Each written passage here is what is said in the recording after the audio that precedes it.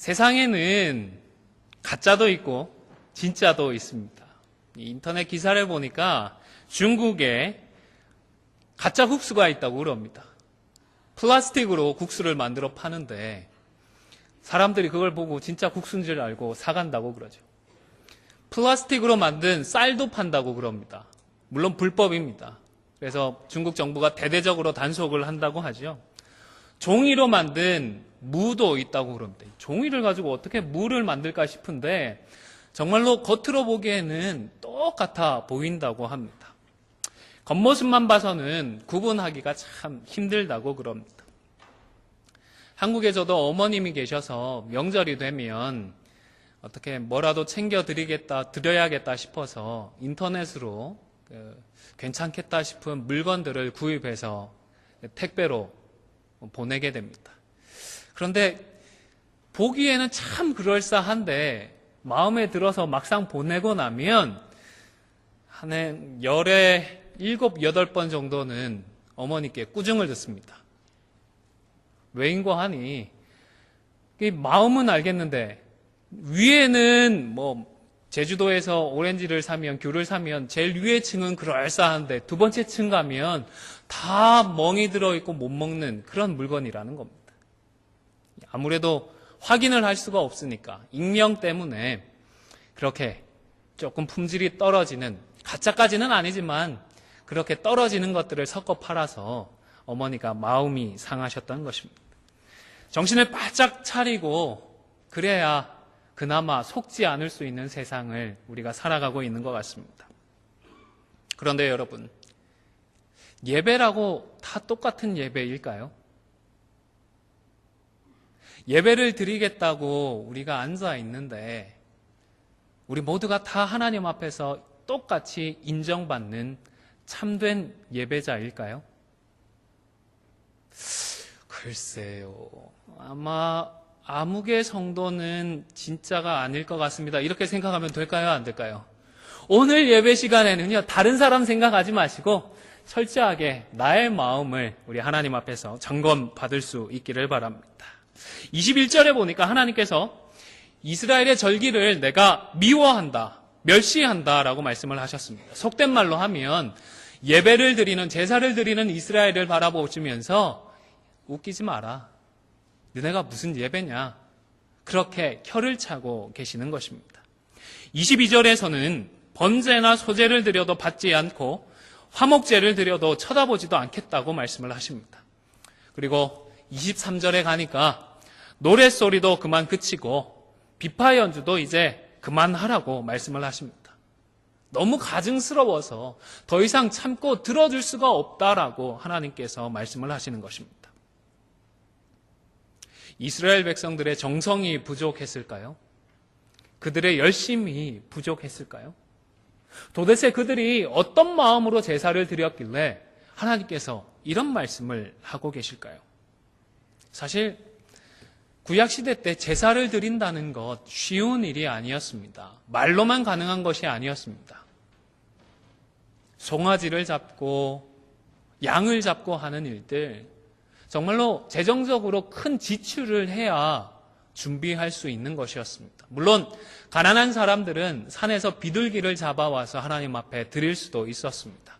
그러나 가난한 사람들에게는 한 끼 양식을 걱정해야 하는 그 사람들에게는 산 비둘기조차도 엄청나게 재정적인 부담이 되었을 것이 틀림이 없습니다.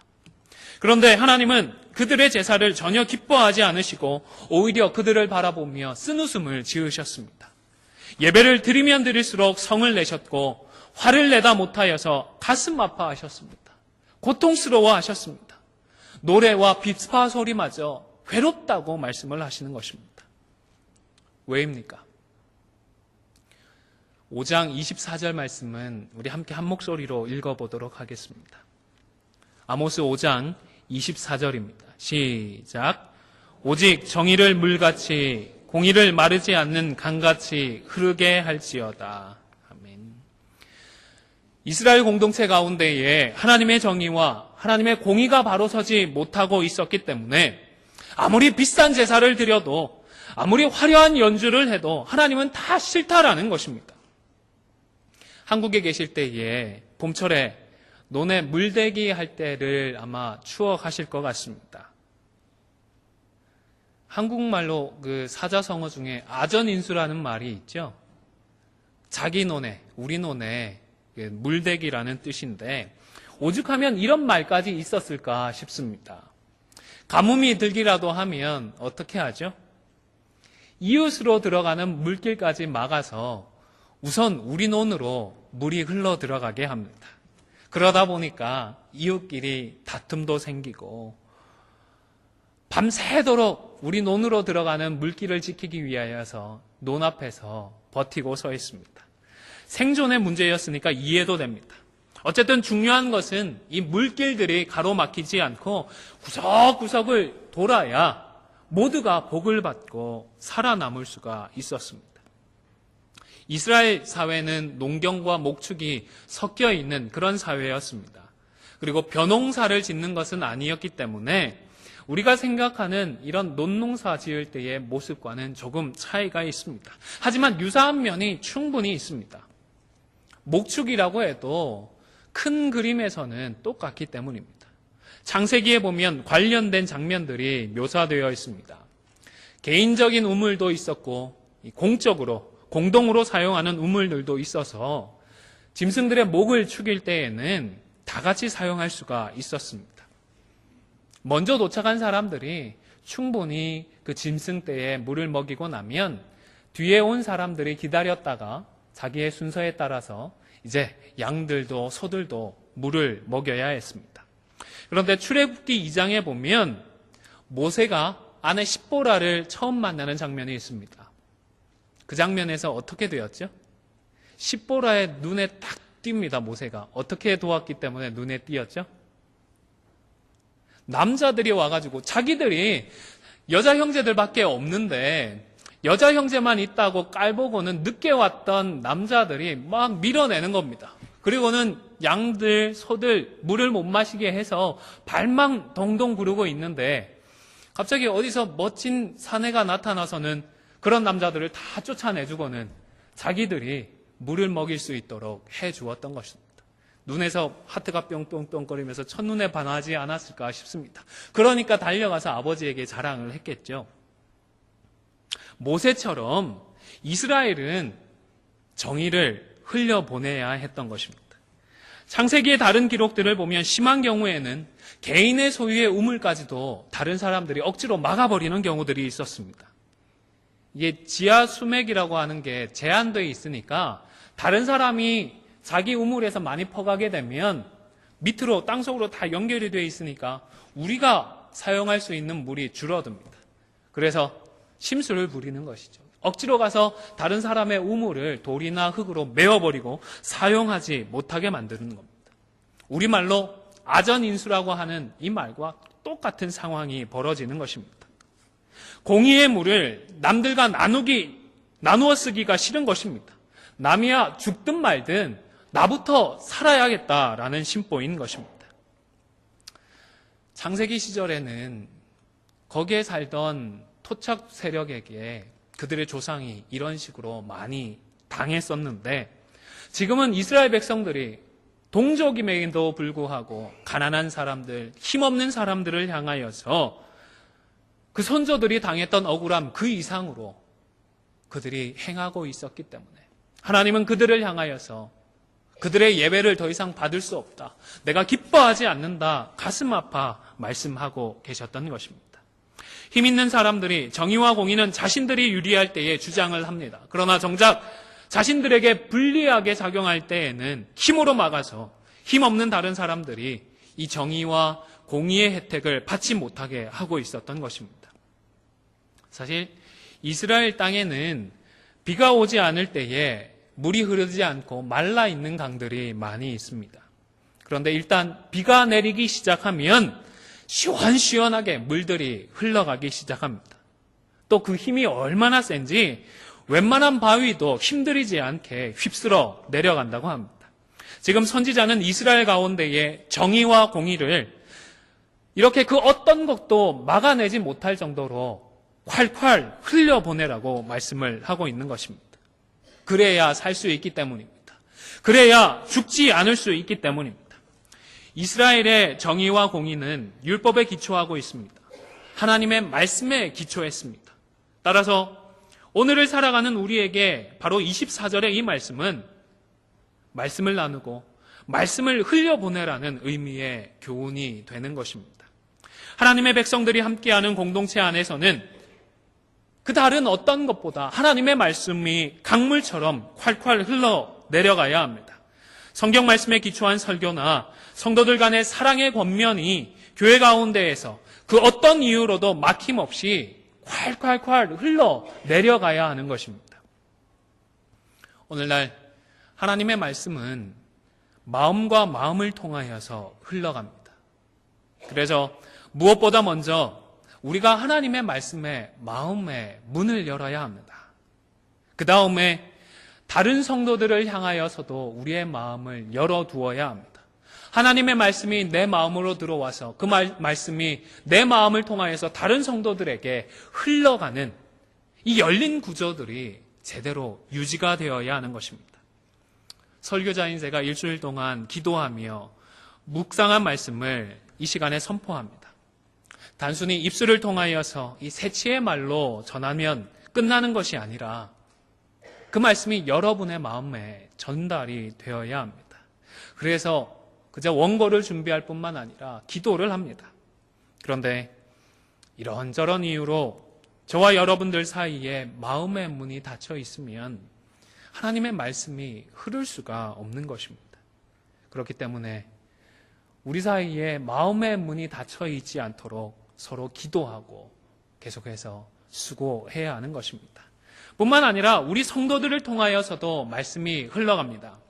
주일 친교의 시간이나 구역 모임이나 성경 공부를 할 때에 서로의 말씀을 나누게 되는데 이때도 마음이 닫혀 있으면 마음이 흐르지 못하고 하나님의 말씀은 있지만 우리의 심령은 굶주리게 되는, 메말라가는 이런 일들이 일어나게 되는 것입니다. 그리고 이렇게 영적으로 꽉 막혀 있는 구조를 가진 교회는 결국 모두가 굶주리게 됩니다. 모두가 메말라갑니다. 그리고 그렇게 계속 가면 다 죽고 맙니다. 다 죽고 맙니다. 섣부른 일반화가 아닙니다. 오늘 아모스가 선포하고 있었던 북쪽 나라 이스라엘도 결국에는 죽고 말았습니다. 멸망당하고 말았습니다.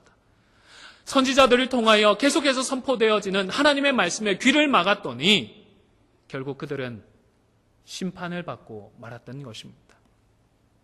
이스라엘뿐만이 아닙니다. 지난 2000년 교회의 역사를 보아도 말씀의 강물이 이런저런 이유로 우리들의 마음을 통하여 흐르지 않았더니 결국 역사의 뒤안길로 그저 화려한 예배당만 남기고 사라진 교회들이 얼마나 많이 있는지 모릅니다. 여러분, 마음의 문을 여십시오. 마음의 문을 열고 말씀의 강물이 우리 가운데에 콸콸 흐를 수 있도록 마음을 열어주시기를 바랍니다. 우리 안디옥 교회가 올해로 창립 35주년이죠. 35주년이니까 아마 우리 가운데에는 35년 이상 알고 지내신 분들도 있으리라 생각합니다. 이렇게 오랫동안 함께 생활을 해오면서 왜 마음의 상처가 없겠습니까? 마음의 문을 걸어 담그게 되는 일이 왜 없겠습니까? 개인적으로 마음 상하는 일이 있었을 것입니다. 성격의 차이든 신앙의 문제든 간에 그런 이유로 마음을 닫아오셨습니까? 당연히 교회적으로도 그렇습니다. 교회를 위한다고 했는데 의견의 충돌들을 겪고 내가 교회까지 와서 이런 일을 겪고 있어야 하나 싶어 마음을 닫고 계시지는 않으십니까? 내가 왜 교회에서 이런 일까지 당해야 하나 하셨을 것입니다. 사랑하는 성도 여러분, 그럼에도 불구하고 하나님의 말씀을 붙드시고 오직 정의를 물같이 공의를 마르지 않는 강같이 흐르게 하라는 오늘 하나님의 말씀에 순종하셔서 우리의 마음을 여십시오. 마음을 열고 하나님의 말씀을 다른 지체들에게까지 흘려보낼 수 있기를 바랍니다. 힘들 것입니다. 고통스러울 것입니다. 여전히 아플 것입니다. 그러나 그럼에도 불구하고 하나님의 말씀을 흘려보내야 합니다. 마음을 열었다가 사람들 때문에 또 실망할 수 있습니다. 실망하겠지요. 왜 실망하지 않겠습니까? 또 아프고 또 눈물을 흘릴 것입니다. 그러나 그럼에도 불구하고 말씀이 마음과 마음을 통하여 흘러가야 우리 모두가 살 수 있습니다. 우리가 죽지 않습니다. 아프다고 주사를 멀리하면 나을 수가 없지 않겠습니까?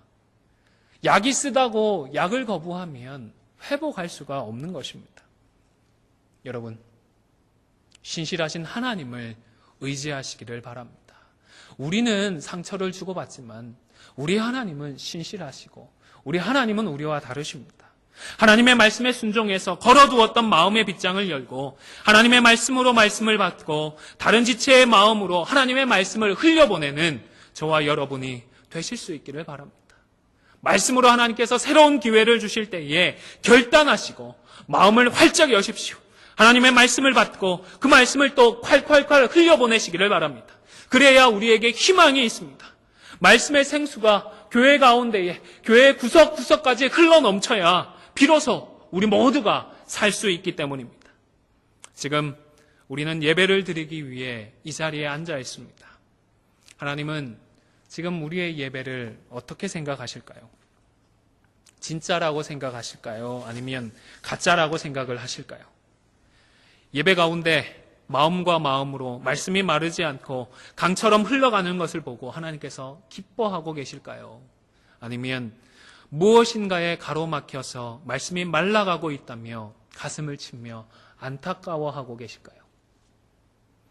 하나님의 말씀 앞에 아직도 걸어둔 마음의 문이 있다면 결단하십시오. 이제부터는 주시는 말씀으로 살겠습니다. 하나님의 말씀을 붙들고 하나님의 말씀으로 순종하면서 살아가겠습니다. 그 말씀을 나누고 흘려보내요. 하나님, 우리 교회를, 우리 안디옥을 살리고 싶습니다. 우리 모두를 하나님의 말씀으로 소성시켜 주십시오. 소생시켜 주십시오. 이런 결연한 마음으로 소망하고 기도하는 가운데에 하나님의 그 회복하심을 경험하는 저와 여러분이 되실 수 있기를 주님의 이름으로 축원을 드립니다. 우리 하나님께서 이런 일을 우리가 생각하지 못할 때에 주권적으로 허락해 주시는 경우들이 종종 있습니다. 그런데 훨씬 더 많은 경우는 말씀을 주셔서 말씀에 순종하여서 우리가 이 일을 이루어 가도록 기다려 주십니다. 스스로 마음을 열고 스스로 마음을 흘려보내라고 하십니다. 7장에도 보면 이스라엘 백성들이 돌이키도록 환상을 보여주셨습니다. 하나님께서 그냥 몽둥이 들고 회초리 들고 나타나셔서 돌이키라 말씀을 해주시면 좋을 것 같고, 안 되면 하나님께서 직접 마음을 바꾸어서 돌이켜주시면 좋을 것 같은데 말씀만 주십니다. 환상만 보여주셨습니다. 하나님께서 다림줄을 잡고 쌓은 담 곁에 서 계셨습니다. 이 담을 제대로 쌓았는지 부실 공사를 한 것은 아닌지 하나님께서 확인을 하셨던 것입니다. 우리가 읽었던 7장 7절에서 9절을 다시 한번 보시기를 바랍니다. 또 내게 보이신 것이 이러하니라. 다림줄을 가지고 쌓은 담 곁에 주께서 손에 다림줄을 잡고 서셨더니 여호와께서 내게 이르시되 아모스야 내가 무엇을 보느냐. 내가 대답하되 다림줄이니이다. 주께서 이르시되 내가 다림줄을 내 백성 이스라엘 가운데 두고 다시는 용서하지 아니하리니 이삭의 산당들이 황폐되며 이스라엘의 성소들이 파괴될 것이라. 내가 일어나 칼로 여로보암의 집을 치리라 하시니라. 하나님께서 이렇게 말씀하실 때에 과연 이스라엘 백성들은 무엇을 했어야 했습니까? 당연히 그들이 그동안 부실하게 쌓아왔던 담을 헐어야 했습니다. 그리고 새로 그 담을 쌓아가야 했던 것입니다. 하지만 그들은 그러지를 않았습니다. 하나님은 선지자에게 물어보셨습니다. 네가 무엇을 보고 있느냐? 무엇이 잘못되어 있고 하나님께서 무엇을 하기를 원하시는 것인지 직접 확인해 보라며 물어보셨습니다. 그러나 그들은 그 의미를 새기지 않았습니다. 외면하고 말았습니다. 그런데 수천 년 전에 이스라엘 백성들이 외면했다고 그 사실을 단순히 이 본문이 기록하고 있다며 안심하지 마십시오. 왜냐하면 이 모습이 결국은 저와 여러분의 모습일 수 있기 때문입니다. 우리가 이스라엘 백성과 별로 다르지 않을 수 있기 때문입니다. 9절을 다시 한번 읽도록 하겠습니다. 7장 9절 말씀입니다. 시작. 이삭의 산당들이 황폐되며 이스라엘의 성소들이 파괴될 것이라. 내가 일어나 칼로 여로보암의 집을 치리라 하시니라. 아멘. 이스라엘 백성들이 무슨 부실 공사를 했느냐 하면 이삭의 산당에서 우상을 숭배했고 동시에 성소에서 하나님을 예배했던 것입니다. 다시 말씀드리면 하나님께 예배를 드리지 않았기 때문이 아닙니다. 하나님을 믿지 않았기 때문이 아닙니다. 하나님을 사랑하지 않았기 때문이 아닙니다. 그런데 이스라엘 백성들은 두 주인을 섬기고 있었습니다. 쉽게 말하면 양다리를 걸쳤습니다. 성소에서 여전히 제사를 드리고는 있었지만 동시에 산당을 찾아가서 우상을 숭배하는 자리로 나아갔던 것입니다. 우리는 말씀으로 율법으로 살아가려고 하는데 이런 우리들보다 우상을 섬기면서 바알을 섬기며 살아가는 이방 민족들이 너무너무 잘 사는 것입니다. 국력도 강성하고요. 먹을 것도 좋고 입을 것도 좋고 집도 좋습니다. 저 우상들도 섬겨야 우리가 축복을 받으면서 살 수 있겠구나. 우리가 복을 받으면서 살 수 있겠구나. 아브라함의 하나님은 우리를 애굽 땅에서 인도해 주시고 가나안 땅에 들어오게 해 주셨지만 이 가나안 땅에서 잘 먹고 잘 살고 성공하며 살 수 있게 위해서는 바알도 섬기고 우상을 섬겨야 그래야 이런 물질적인 복도 누리면서 살 수 있겠구나 생각하며 이스라엘 백성들은 하나님께 제사를 드리면서도 동시에 우상을 섬기는 자리로까지 나아가고 말았던 것입니다. 양심의 가책을 줄이기 위해서 그 우상 숭배하는 산당을 이삭의 산당이라고 이름 지었는지, 그래도 우리 조상이 섬겼던 그 장면을 떠올리면서 이삭의 산당이라고 지었는지, 아니면 왜 아브라함이 이삭을 바치려고 했던 그 열심을 강조하기 위하여서 이삭의 산당이라고 이름을 지었는지는 모르겠지만 그들은 우상 숭배를 범하고 말았던 것입니다. 세상의 계산법으로는 1 더하기 1은 뭐가 되죠? 수학적으로는 2이 됩니다. 그런데 영적으로는 하나님에다가 다른 것까지 더하면 2이 될까요? 3이 될까요? 아닙니다. 아무것도 없습니다. nothing입니다. 두 주인이 있을 수가 없습니다. 그 누구도 두 주인을 섬기면서 곱절 이상의 복을 누리면서 살 수는 없습니다. 우리 하나님은 어떤 분이시죠? 질투하는 하나님이시기 때문에 그렇습니다. 그 말을 하나님의 마음이 좁다 이렇게 이해하지 마시고요. 그만큼 하나님께서 우리를 어떻게 하신다고요? 사랑하고 아끼시는 것입니다. 하나님께서 우리를 얼마나 사랑하시는지 두 주인을 섬기는 것들은 참을 수 없어 하시는 것입니다. 하나님께서 아모스에게는 다림줄을 내리고 있는 이 환상을 보여주시며 돌아오라고 하십니다. 이제는 두 주인을 섬기지 말고 한 분 하나님만을 경외하라고 말씀을 하십니다. 그리고 이제 저와 여러분에게는 환상보다 더 좋은 이 하나님의 말씀으로 하나님의 뜻을 교훈하고 계십니다. 그리고 우리 안에 내주하고 계시는 성령 하나님을 통하여서 하나님의 뜻이 무엇인지 말씀해주고 계시는 것입니다. 두 주인을 섬기지 마라. 두 주인을 섬기는 것은 부실하게 벽을 세워서 결국에는 다 부수고 새로 지을 수밖에 없는 이름을 분명하게 말씀해 주고 계시는 것입니다.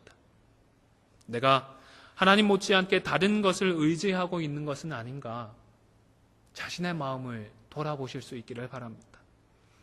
내가 하나님을 예배하고 예수님을 믿고 있기는 하지만 그 이상으로 의지하는 다른 것은 있지 않은지 정직하게 점검해 보시기를 바랍니다.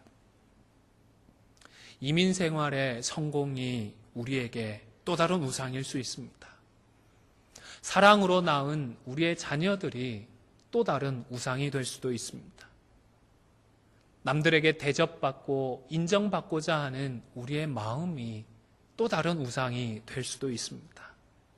수십 년 쌓아놓은 우정이 우리에게 우상이 될 수 있습니다. 무엇이든 간에 하나님보다 더 귀하게 여기는 것이 있다면 그것이 우리에게는 또 다른 우상이 될 수가 있는 것입니다. 우리의 이 마음 보좌에는 오직 한 분, 성삼위 하나님께서만이 좌정하시고 우리를 주관하시고 우리를 다스려야 하는 것입니다. 그 외에 다른 것들은 다 가루를 내고 버려야 합니다. 다 부수고 갈아엎어야 합니다. 그래야만이 살 수 있기 때문입니다. 그래야만이 우리에게 소망이 있기 때문입니다. 한 분 하나님만을 섬겨야 우리 안디옥 교회에 내일의 희망이 있는 줄로 믿으시기를 바랍니다. 에이구, 교회가 이 정도가 되었는데 가망이 있을까? 우리만 생각하면 가망 없을 수도 있습니다. 그러나 하나님 앞에서는 가망이 있을까요? 없을까요? 우리 하나님 앞에서는 언제나 가망이 있습니다. 그렇죠? 우리 교회가 꽤 노령화 되었습니다. 그것은 사실입니다. 이렇게까지 노령화 되었는데 희망이 있을까? 여러분, 나중에 친교실 내려가 보시면 친교실 한번 확인해 보십시오. 지난주보다 훨씬 깨끗해졌습니다. 그런데 저보다 훨씬 나이 많으신 어르신께서 깨끗하게 수고해 주셨습니다. 나이 많다고 못할까요? 못할 수도 있지만 할 수도 있습니다. 할 수도 있습니다. 그런데 우리는 나이가 많아서 못하지만 하나님 앞에서 나이는 문제가 될까요? 안 될까요? 하나님 앞에서는 나이 그거 아무 문제가 아닙니다. 아브라함의 아내 사라가 몇 살에 아이를 낳았죠? 이삭을 몇 살에 낳았죠? 혹시 지금 사라보다 나이 많으신 분이 몇 분이나 계실까요?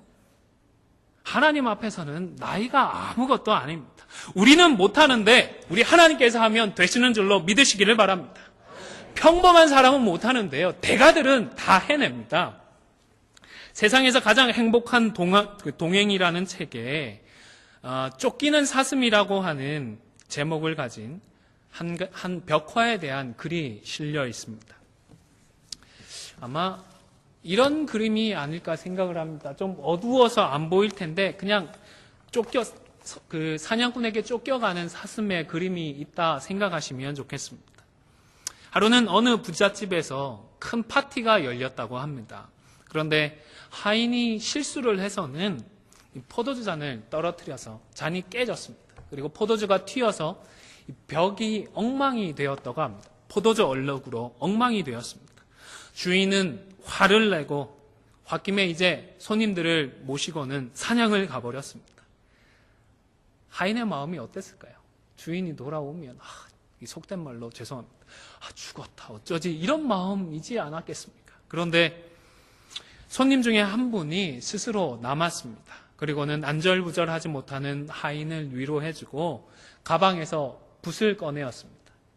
그리고는 얼룩진 그곳을 중심으로 그림을 그려가기 시작했습니다. 알고 봤더니 이분이 유명한 화가였던 것입니다. 그리고 얼마 후에 사냥을 마치고 돌아온 주인은 깜짝 놀라고 말았습니다. 포도주 얼룩이 남아있어서 보기만 하면 또 이렇게 화가 치솟을 것 같은 그런 벽을 봤더니 그 얼룩은 이제 사라지고 정말로 멋진 명작이 벽화로 그려져 있었기 때문입니다. 안디옥 교회가 어렵습니다. 한두 사람 열심을 낸다고 과연 될까 의심스럽습니다. 그런데 사람이 하면 안 될 수도 있지만 하나님이 하시면 됩니다. 믿으십니까? 믿으십니까?